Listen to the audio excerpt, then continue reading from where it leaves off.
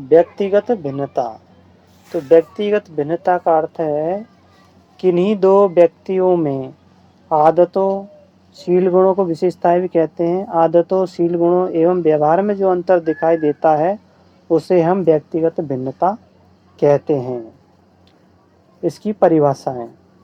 Rebar के अनुसार शील गुणों के कारण जीवों में भिन्नता का होना ही व्यक्तिगत भिन्नता है। और कार्टर बी गुड के अनुसार एक विशेषता को लेकर जीव में भिन्नता का होना एक विशेषता को लेकर जीवों में भिन्नता का होना व्यक्तिगत भिन्नता है।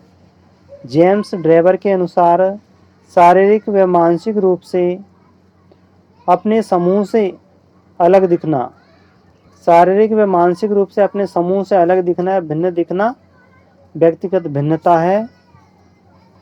टायलर के अनुसार जब किसी व्यक्ति में किसी प्रकार की भिन्नता पाई जाती है, चाहे वो रंग, रूप, कार्य, गति, बुद्धि, उपलब्धि, रुचि, अभिरुचि, किसी प्रकार की भिन्नता पाई जाती है तो उसको हम व्यक्तिगत भिन्नता कहते हैं। अब हम चलते हैं व्यक्तिगत भिन्नता के प्रकार। तो व्यक्तिगत भिन्नताएं दो प्रकार की होती है। एक तो होती है भौतिक भिन्नता जो शरीर के आधार पर होती है, और दूसरी होती है मनोवैज्ञानिक भिन्नता। तो भौतिक भिन्नता को शारीरिक भिन्नता भी कहते हैं। दो प्रकार की होती है। शरीर की आंतरिक संरचना के आधार पर भिन्नता और शरीर की बाह्य संरचना के आधार पर भिन्नता। दूसरी है मनोवैज्ञानिक भिन्नता। इसमें रुचि के आधार पर, अभिरुचि के आधार पर, बुद्धि के आधार पर, संवेगों के आधार पर, सामाजिकता के आधार पर, नैतिक गुणों के आधार पर जो भिन्नता पाई जाती है इनको हम मनोवैज्ञानिक भिन्नता कहते हैं। अब हम चलते हैं व्यक्तिगत भिन्नता को प्रभावित करने वाले कारक। इसके अंतर्गत वे सभी कारण आ जाते हैं जिनकी वजह से दो व्यक्तियों में अंतर हो जाता है। इसके उदाहरण जैसे वातावरण। अगर वातावरण, दो व्यक्ति हैं, अगर एक व्यक्ति को शीत वातावरण में रखेंगे, एक को गर्म वातावरण में रखेंगे तो उनमें अंतर पैदा हो जाएगा वातावरण के कारण। दूसरा, आयु में वृद्धि। एक की आयु कम है और एक की आयु ज़्यादा है तो आयु के कारण भी भिन्नता आ जाती है। वृद्धि के कारण भी, जैसे एक की वृद्धि जल्दी हो जाती है, एक की धीमी गति से होती है तो इसमें भी भिन्नता आ जाती है। वंशानुक्रम के कारण भी भिन्नता आ जाती है।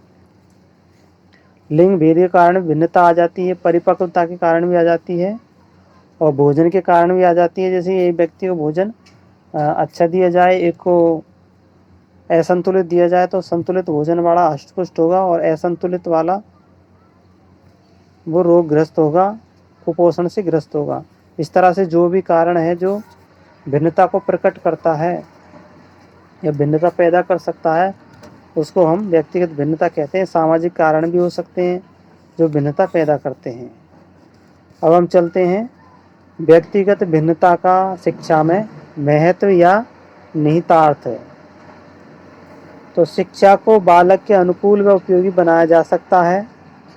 व्यक्तिगत भिन्नता के आधार पर हम बालक की शिक्षा को अनुकूल व उपयोगी बना सकते हैं तथा शिक्षा में आवश्यकता के अनुसार हम परिवर्तन कर सकते हैं। पाठ्यक्रम में परिवर्तन कर सकते हैं, शिक्षण विधियों में परिवर्तन कर सकते हैं और कक्षा में परिवर्तन कर सकते हैं।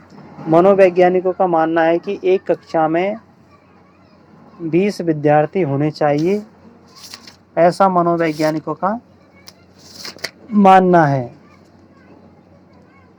तो साथियों, ये हमारा व्यक्तिगत भिन्नता का टॉपिक पूरा हुआ। वीडियो को लाइक करना और चैनल को सब्सक्राइब कर देना।